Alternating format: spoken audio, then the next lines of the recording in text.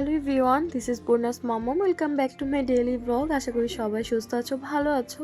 তো অনেক দিন হয়েছে তোমাদের সাথে তেমন একটা ব্লগ শেয়ার করতে পারছি না, কারণ নিজের পড়াশোনা আর মামামকে নিয়ে অনেক বেশি ব্যস্ততা থাকি। মামাম এখন বড় হয়েছে, সবসময় চোখে চোখে রাখতে হয়। তো ফ্রাইডে একটু ফ্রি ছিলাম, তাই বাহিরে বের হলাম, কিছু কেনাকাটা করার দরকার ছিল। তো ওই দিন বেশ গরম ছিল, যার জন্য চোখে মাঠা দেখতে পেলাম। তো খুবই খেতে ইচ্ছে করছিল, মাঠা সচরাচর দেখা যায় না। তো মামামকে রেগুলার যে ফলগুলা খাওয়াই সেগুলো শেষ হয়ে গিয়েছিল, তো টুকটাক কিনে নিয়েছি।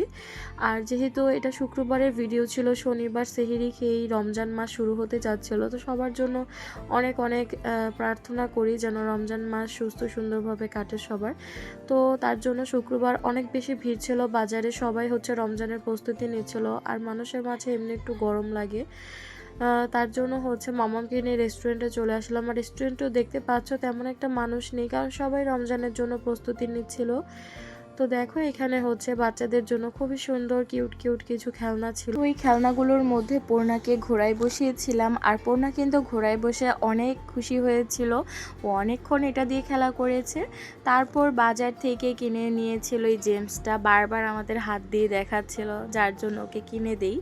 তারপর খাবার যে অর্ডার করেছিলাম সেটা চলে আসলো। তো এখানে সেট মেনু অর্ডার করেছিলাম, ফ্রাইড রাইস ছিল, চিলি চিকেন, ভেজিটেবল ছিল।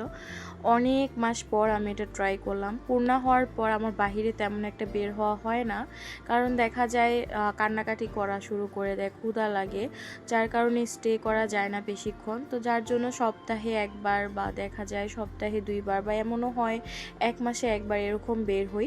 যাই হোক, খাবারের টেস্টটা ভালো ছিল, সাথে চিকেন ফ্রাই ছিল আর কোক ছিল। পূর্ণার পাপা চিকেন ফ্রাইটা ট্রাই করেছে আর পূর্ণার ফ্রাইড রাইসটা ট্রাই করেছে। পূর্ণার কাছে কিন্তু ফ্রাইড রাইসটা অনেক বেশি ভালো লেগেছে। তারপর পূর্ণার জন্য এখানে হেয়ার ব্যান্ড আর কিছু অর্নামেন্টস দেখছিলাম, খুবই সুন্দর সুন্দর অর্নামেন্টস ছিল। তারপর এখানে পেঁয়াজও ভাজছিল, আর সেটা দেখে অনেক বেশি খেতে ইচ্ছে করছিল, একদম গরম গরম ছিল আর খেতেও খুবই ভালো ছিল, তাই অল্প করে টেস্ট করলাম। তারপর চলে আসলাম আমরা বেকারিতে আসার কারণ হচ্ছে এখান থেকে সবসময় আমরা কিছু না কিছু নিয়ে থাকি, আর তাদের প্রোডাক্টগুলো খুবই ভালো হয়ে থাকে। এখান থেকে পাউরুটি, দেখা যায় কেকও নিয়ে থাকি, আবার বোল্ডার্কের নুডলস পাওয়া যায় এখানে।